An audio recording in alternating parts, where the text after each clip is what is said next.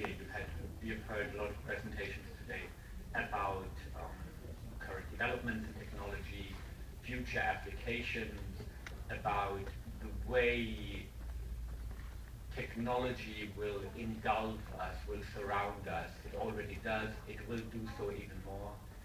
And through this, maybe that's the most important bit here on that slide, this ubiquity, the ubiquitous computing, the omnipresence of data and connectivity, policy challenges emerge. Policy challenges that we are already addressing in many areas.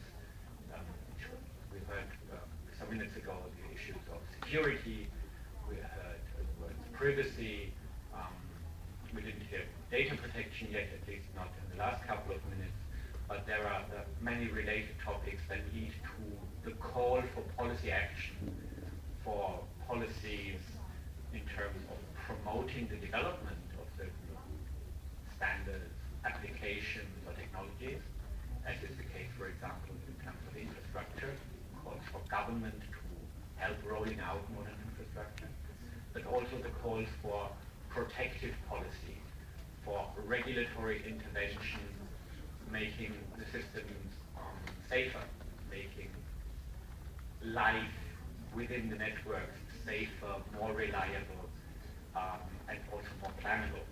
So that's what I would like to address. Items for regulation in those two terms. Restrictive regulation, meaning things like government intervention to limit the too free flow of information in terms of privacy data protection, and also the idea of promoting developments that we can already observe in the sense of supporting technological developments that might be too expensive, too risky for individual entrepreneurs or individual research institutions to tackle. All that, as I mentioned, not from my perspective, with the aim of promoting technology. All that with the aim of promoting the benefits of technology for all areas of life. For e-government, because it makes government better. For e-commerce, because the consumers benefit and the companies benefit. And for private interaction on private platforms, social networks, because it makes life more interesting. It creates better social networks. At least it can do that if you do it properly, within a proper legal and regulatory framework, and if the technology supports your individual and your corporate needs, requirements, and demands. I think you heard, say, the general European framework in the morning. I wanted to put that on the slide, so if when you have the PowerPoint, you can click on it, especially the Chinese colleagues, and look into that overall framework that the European Union provides and will provide over the next years to make the world a better place.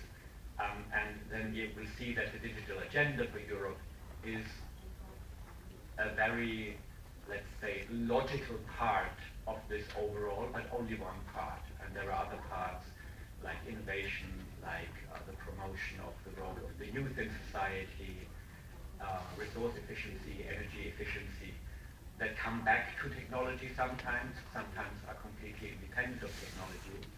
But you will see that these policy areas are larger than just a technology promotion policy. So when you have the PowerPoint, just click through these documents. It's, as usual with the European Commission, even though they're not here anymore, I can say that it's usually well documented what the Commission is doing, and it's usually also well designed and comprehensively designed. The background for having a dialogue on policy and regulatory issues is kind of clear. We have issues that we cannot solve alone anymore.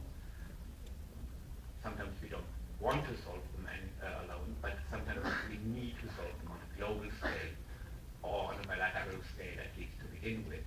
We have all the issues around internet governance, of course. We have networks that are by definition